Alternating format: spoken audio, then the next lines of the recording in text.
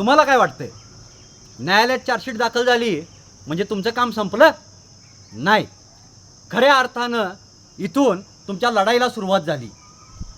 बऱ्याच वेळेला आपण पोलीस स्टेशनमध्ये तक्रार दाखल करतो, गुन्हा नोंद होतो. गुन्हा नोंद झाल्यानंतर आरोपीला अटक केली जाते. आरोपीला अटक झाल्यानंतर अगदी आरोपीचा जामीन पण होतो. आणि ह्या सगळ्या प्रक्रियेदरम्यान भारतीय सुरक्षा नागरिक संहितेअंतर्गत संबंधित गुन्ह्याची चार्जशीट पोलीस हे न्यायालयात दाखल करतात. आणि न्यायालयात दाखल झाल्यानंतर फिर्यादीला असं वाटतं की आता चार्जशीट दाखल झाली, खटला चालू झाला, आता जे काय असेल ते आरोपी, सरकारी वकील आणि पोलीस बघून घेतील, आपलं काम झालं. पण असं नाही आहे.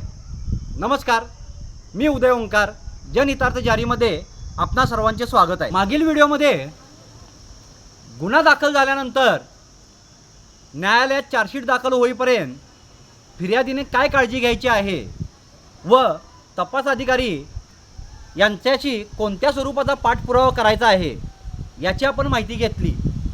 पण ज्यावेळी न्यायालयामध्ये चार्जशीट दाखल होते, भारतीय नागरिक सुरक्षा संहिता किंवा फौजदारी प्रक्रिया संहितेच्या अंतर्गत न्यायालयामध्ये पोलीस हे चार्जशीट दाखल करतात.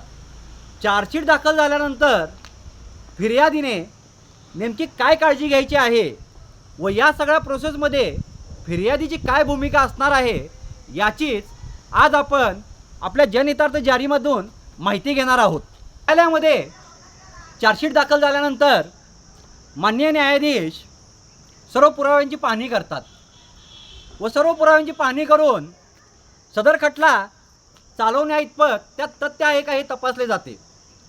त्यानंतर आरोपीला नोटीस काढून समन्स बजावून न्यायालयामध्ये हजर होण्यासाठी कळवले जाते.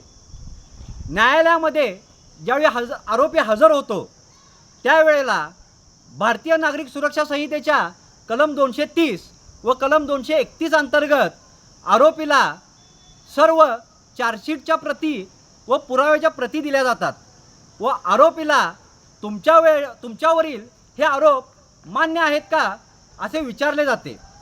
आरोपीनं जर हे सर्व आरोप फेटाळले व मला हे मान्य नाहीत असे सांगितले तर खटला चालू होतो व सदर केसची ट्रायल चालू होते. सदर खटला चालू झाल्यानंतर खरी महत्त्वाची भूमिका तुमची आहे. खटल्यामध्ये तुमच्या बाजूनं सदर खटला लढण्याकरता जे सरकारी वकील नियुक्त आहेत त्यांना तुम्ही संपर्क करायचा आहे. चार्जशीट संपूर्ण वाचून बघायची आहे व चार्जशीटमध्ये जर काही कमी असेल तर ती वेळीच सरकारी वकिलांना सांगायची आहे. तसेच न्यायालयामध्ये तुमच्या खटल्याच्या प्रत्येक तारखेला तुम्ही स्वतः जातीनं उपस्थित असणं हे अतिशय आवश्यक आहे. जर तुम्ही तारखेला उपस्थित राहिला नाही तर याचा फायदा हा आरोपीला मिळू शकतो. पोलिसांनी जर सदर खटल्याबाबतीत सी समरी, ज्याला क्लोजर रिपोर्ट असे म्हणतात, हा जर दाखल केला असेल तर तुम्ही त्याच दरम्यान त्याच्यावर लेखी आक्षेप घेऊ शकता व सदर रिपोर्ट तुम्हाला मान्य नसल्याबाबत तुमच्या वकिलांच्या साह्याने तुम्ही तुमचे लेखी म्हणणे मान्य न्यायालयामध्ये सादर करू शकता.